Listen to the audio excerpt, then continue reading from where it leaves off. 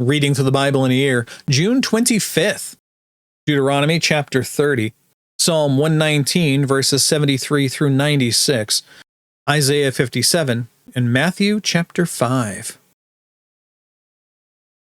And when all these things come upon you, the blessing and the curse which I have set before you, and you call them to mind among the nations where Yahweh your God has driven you, and return to Yahweh your God, you and your children, and obey his voice in all that I command you today, with all your heart and with all your soul, then Yahweh your God will restore your fortunes and have mercy on you, and he will gather you again from all the peoples where Yahweh your God has scattered you. If your outcasts are in the uttermost parts of heaven, from there Yahweh your God will gather you, and from there he will take you. And Yahweh your God will bring you into the land that your fathers possessed, that you may possess it, and he will make you more prosperous and numerous than your fathers. And Yahweh your God will circumcise your heart and the heart of your offspring, that you will love Yahweh your God with all your heart and with all your soul, that you may live.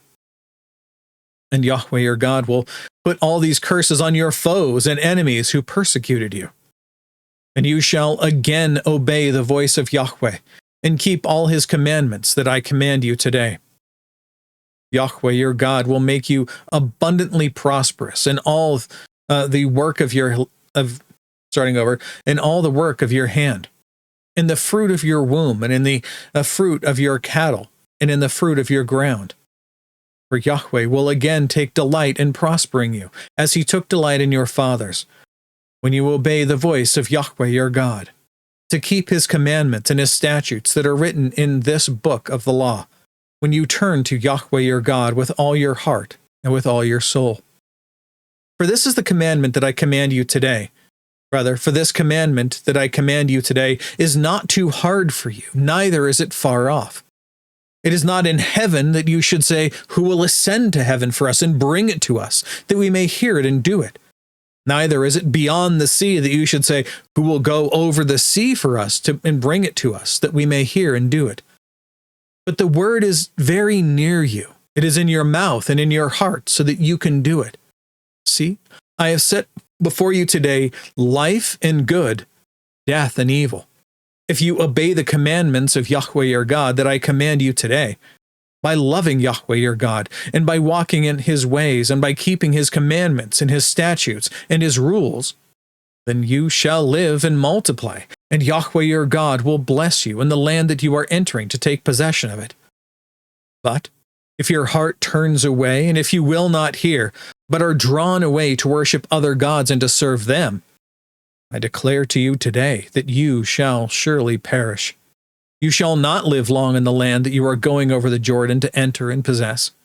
I call heaven and earth to witness against you today that I have set before you life and death, blessing and curse. Therefore choose life, that you and your offspring may live, loving Yahweh your God and obeying his voice and holding fast to him, for he is your life and length of days, that you may dwell in the land that Yahweh swore to your fathers, to Abraham, to Isaac, and to Jacob, to give them. Now, Psalm 119, verses 73 through 96.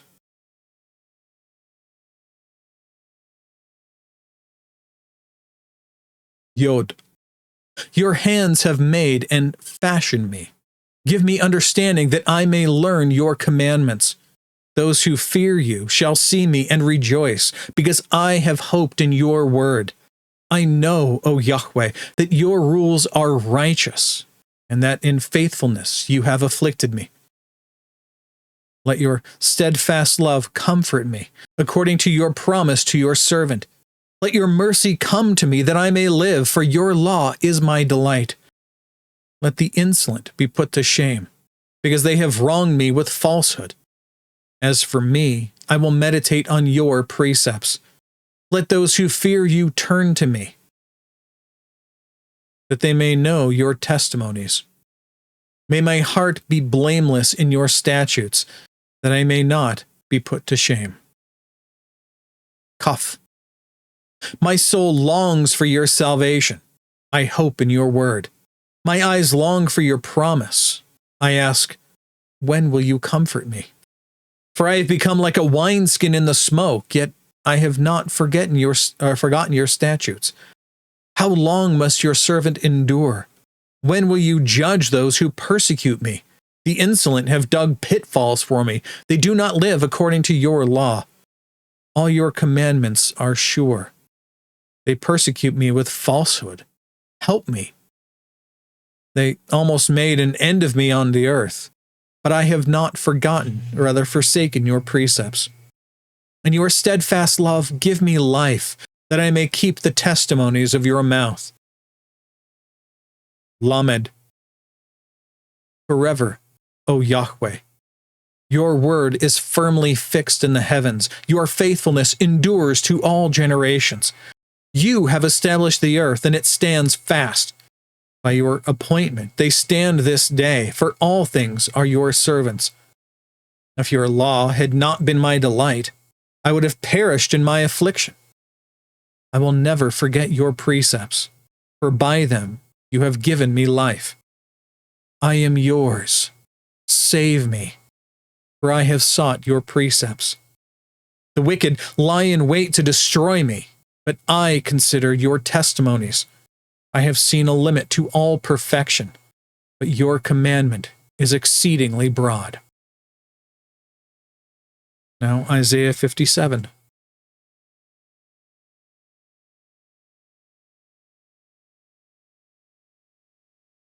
The righteous man perishes, and no one lays it to heart. Devout men are taken away, while no one understands. For the righteous man is taken away from calamity. He enters into peace. They rest in their beds who walk in their uprightness. But you, draw near, sons of the sorceress, offspring of the adulterer and the loose woman. Whom are you mocking? Against whom do you open your mouth wide and stick out your tongue? Are you not children of transgression, the offspring of deceit?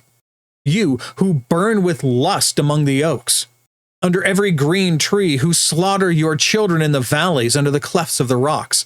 Remember, these are the things that the people in the land were doing before it was taken over by Israel. And here they are doing the exact same things that God told them not to do. Verse 6, among the smooth stones of the valley is your portion. They are your lot. To them you have poured out a drink offering. You have you have brought a grain offering. Shall I relent for these things?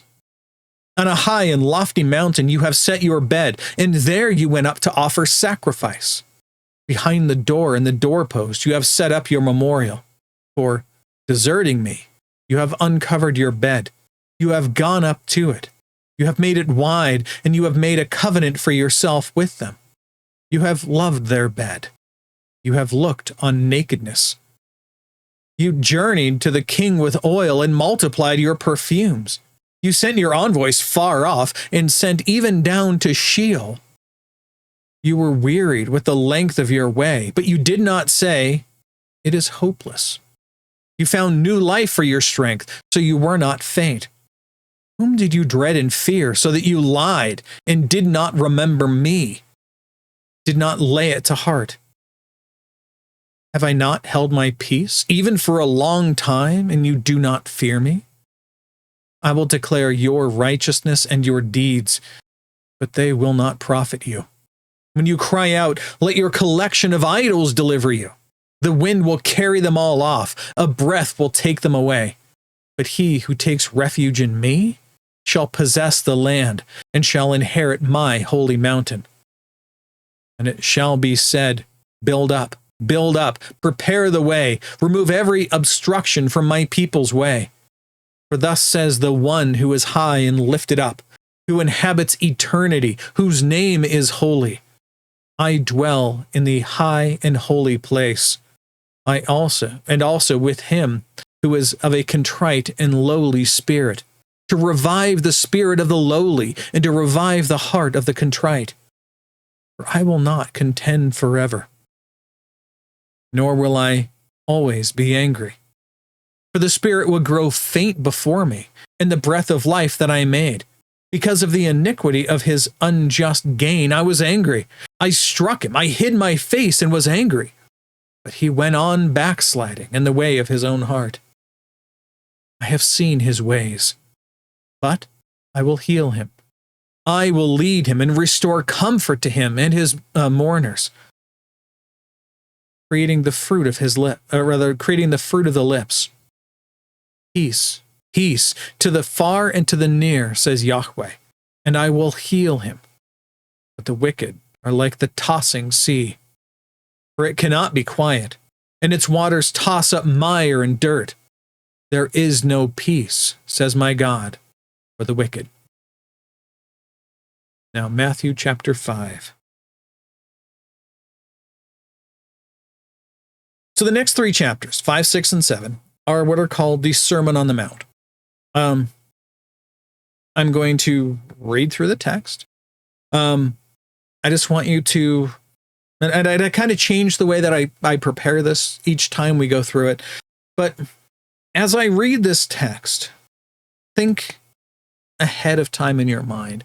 Pay attention to the words and to the people to whom this is written. There's a bunch of different sections here. This first one is the opening. The second one is the Beatitudes or blessings. And then the declaration of what's going to take place, of what it is that he is telling the people. He's giving them a bit of a warning ahead of time for what's going to come in. Then the next section, the Christ came to fulfill the law. This is a declaration to the people of what to expect. All of this points back to Moses when he was standing at the foot of the mountain and God was speaking to him. And God was telling them the law. And the people were terrified. Remember, they heard the horns that were blowing the whole time. There was an earthquake the entire time God was speaking, and it got louder and louder and louder. And then there was smoke flying up from the top of the mountain, and there was lightning and thunder, and the people were terrified. The living God was giving them the law. But by this point, they had thousands of years of traditions of men written into the law. The Pharisees and the Sadducees, those capital J Jews I talked about before, the leading class of the Jews, had taken the hard aspects of the law and they had shaven off the hard parts to make it palatable for people. So they could look at it and go, you know what? I can do that. I can do these things. And here Jesus brings his disciples up on the mountain. And he gives them the law. He gives them the law unadulterated, direct from God's mouth. He brings them back to the source, as it were. And now he's telling them the truth of what it is that they've been misunderstanding because their teachers and their leaders have been stripping it away for their own benefit. Let's begin. Verse 1. Just as a note, I love this entire section. Seeing the crowds, he sees the crowds of people.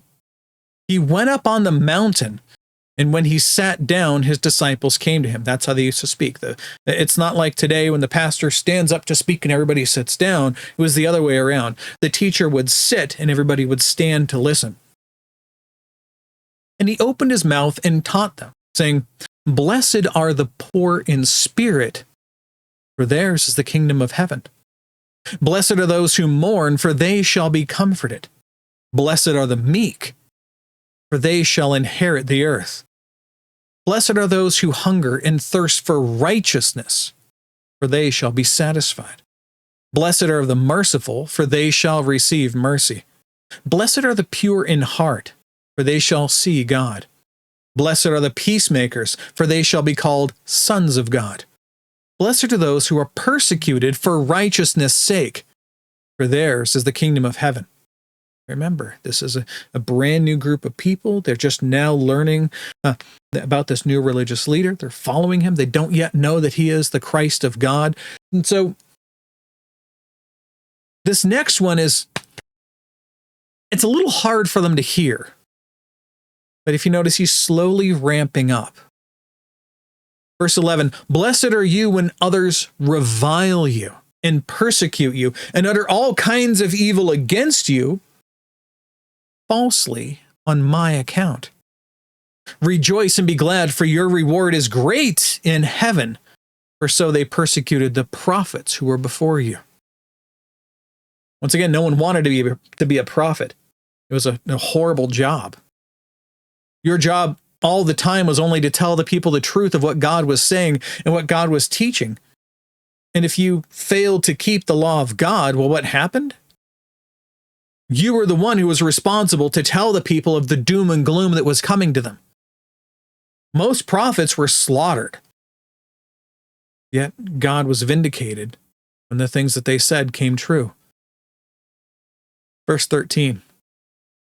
Here he is ramping it up again. Remember, he's talking to his disciples. You are the salt of the earth. But if salt has lost its taste, how shall its saltiness be restored? It is no longer good for anything except to be thrown out and trampled under people's feet. We've talked about this before. There's a common Jewish method or an idiom, a way of speech where they say something from one angle and then they turn and tell it from a different angle. In the same way that we have eyes that look at things from different angles, by saying this, it builds depth to what's being said. So first, we're the salt of the earth. In verse 13, verse 14, you are the light of the world. A city set on a hill cannot be hidden.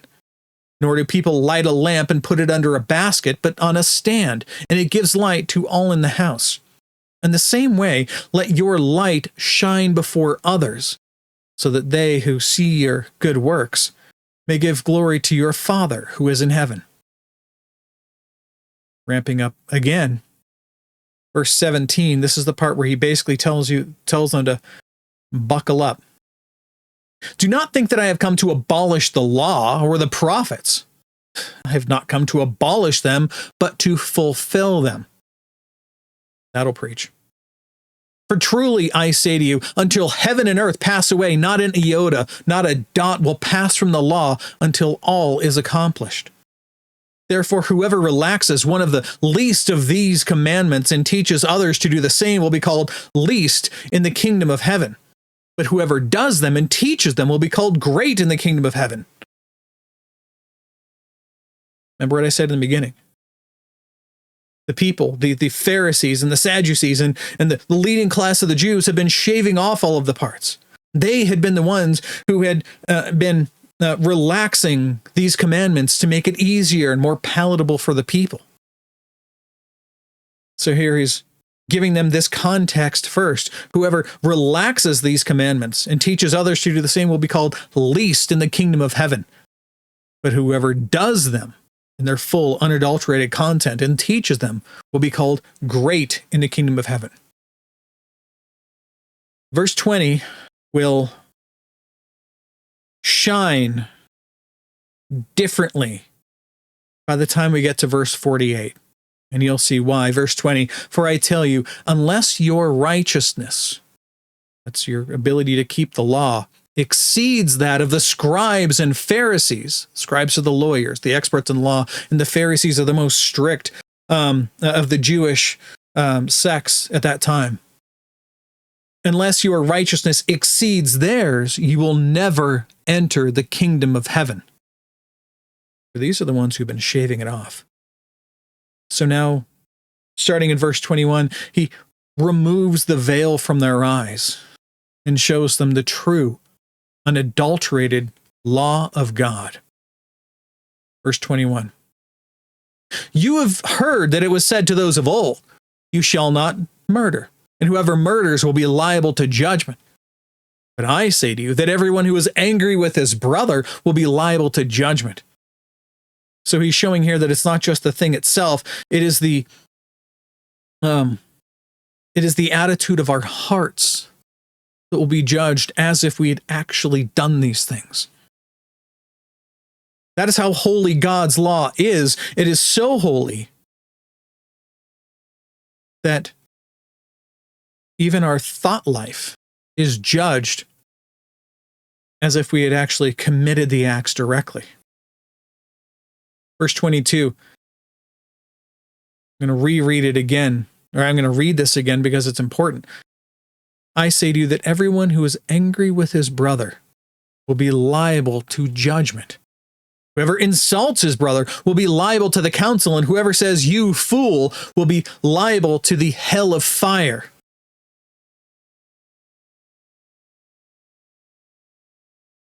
Out of the Reformation Study Bible, the "you fool."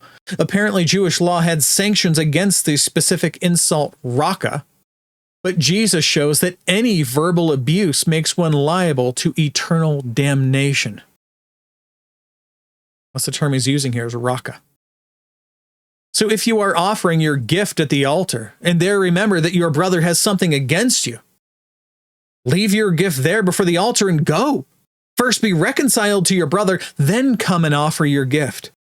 Come to terms quickly with your accuser while you are going with him to court, lest your accuser hand you over to the judge, and the judge over to the guard, and you be put in prison. Truly, I say to you, you will never get out until you have paid the last penny.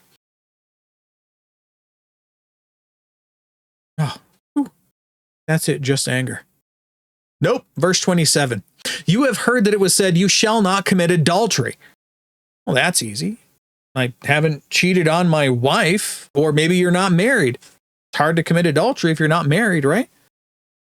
No. Verse 28. But I say to you that everyone who looks at a woman, or vice versa, a woman looks at a man with lustful intent, has already committed adultery with her in his heart. It's about the attitude of the heart. Just like the second commandment, we talked about that before. It's not about the making of the thing. Again, you can have little idols and things. They don't mean anything. The term idol literally means nothing. You can have these things unless it's for the purpose of worship. This little Swedish chef that I have on my desk, I don't have it for the purpose of worship. It's in the image of man. Men are created in what? In the image of God. But I didn't craft it for the purpose of worship. I didn't buy it for the purpose of worship. I don't treat it as my God. It's about the attitude of the heart. It's about your object of worship. Back to verse 28, I say to you that everyone who looks at a woman with lustful intent has already committed adultery in his heart.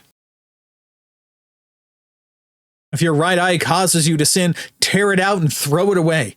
For it is better that you lose one of your members than your whole body be thrown into hell. And if your right hand causes you to sin, cut it off and throw it away. For it is better that you lose one of your members than that your whole body go to hell.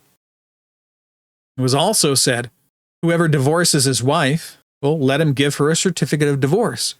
But I say to you that everyone who divorces his wife, except on the ground of sexual immorality, because she's already violated, or she or he, one of them have already violated the covenant, makes them commit adultery.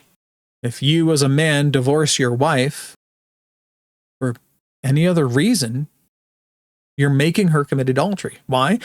And whoever marries a divorced woman commits adultery. Why is this? Marriage isn't as it is seen in, today's society, where it's just between man and woman and the state. The state facilitates marriage. That's it. Marriage is and always has been between a man and a woman and God. This is what Scripture teaches from the beginning. And why is it always between those three? Because God is the author of marriage. The man and the woman shall cleave together. He shall leave his family and cleave to his wife, and they shall become one flesh. So, if you, in this three-part party, if you decide to sever that engagement, you're still connected to God. That way, if your wife goes and marries somebody else because you said you don't want her anymore, well, now she commits adultery. That's the point being made. Verse 33, again, you have heard that it was said to those of old, you shall not swear falsely, but shall perform to the Lord what you have sworn. But I say to you, do not take an oath at all, either by heaven, for it is the throne of God, or by the earth, for it is his footstool, or by Jerusalem, for it is the city of the great king. And do not take an oath by your head, for you cannot make one hair white or black. Let what you say simply be yes or no. Anything more than this comes from evil. You have heard that it was said, an eye for an eye and a tooth for a tooth. But I say to you, do not resist the one who is evil. But if anyone slaps you on the right cheek, turn to him the other also. This requires a bit of thought. If somebody's going to slap you on the right cheek, they're not punching you, are they? They have to do that with the back of the hand. This is speaking about somebody who insults you. What is that between us? Why do we care if somebody insults us? Nobody cares about that. All of these things will be entrusted to God. All sin will either be found out by God and people will be punished for their iniquity, or Jesus will take it upon himself. So what do we as Christians care about how a heathen acts toward us? We know that they're not angry at us, they're angry at God, and they're angry at themselves for not keeping his law.